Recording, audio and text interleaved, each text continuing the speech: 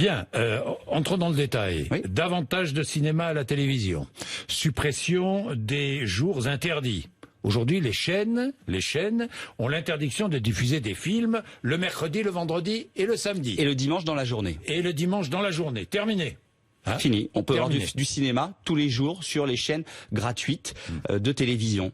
Mais pas plus de 244 films par an. Oui, mais ça c'est une grosse évolution et ça va permettre pour nos compatriotes de pouvoir gratuitement regarder à la télévision du film à peu près tous les soirs, ou même tous les soirs, puisqu'il n'y aura plus d'interdiction.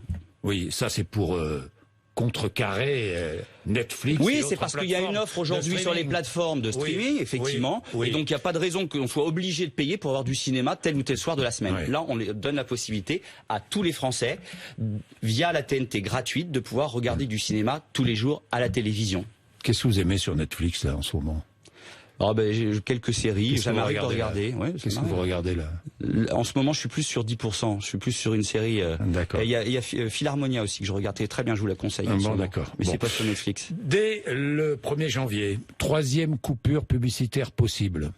On est bien d'accord. Oui, dans les films, dans les fictions, vous de savez plus de 90 minutes. C'est ça? Non, 2 heures. 2 heures 120 minutes. 120 minutes, d'accord. Pourquoi? Parce qu'on veut aussi qu'il y ait davantage de films et davantage de films longs. Or aujourd'hui, Oui. les chaînes ne sont pas incitées à programmer des films longs parce qu'ils n'ont pas la possibilité de faire 3 coupures. Et si vous ne faites pas 3 coupures le soir au moment du prime time, à ce moment-là, vous avez une perte de rentabilité financière. Et donc on dit, mettez du cinéma. Et même si c'est long, on vous donne la possibilité de faire une 3e coupure.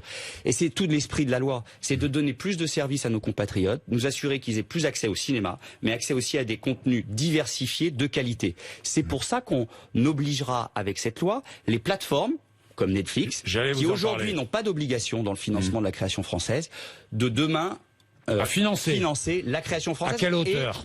Et l'exposer aussi sur cette plateforme. Alors à quelle hauteur? Alors à quelle hauteur? À une hauteur qui n'est pas encore définie, qui va être définie par la convention que vont signer ces plateformes avec le CSA, tout comme les chaînes de télévision vont signer une convention. Que souhaitez-vous? En tout cas, ça sera largement au-dessus de 20% d'obligation d'investir dans des contenus français plus de européens. 20%. Plus de 20%. Largement au-dessus de 20%, largement. ça fait 25%. Je vais vous dire pourquoi. Il y a un minimum qui sera dans la loi, 16% pour tous. Éditeurs de télévision classiques ou plateforme.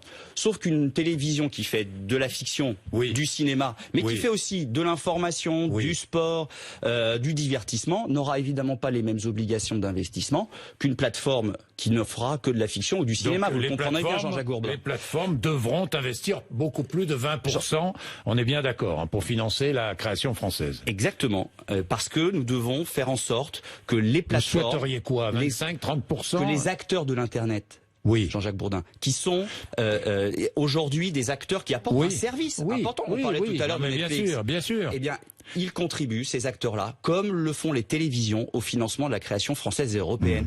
Parce que cette question de la diversité des offres à la télévision et au cinéma est un élément fondamental. Il en va de l'avenir de notre culture, de notre regard sur le monde.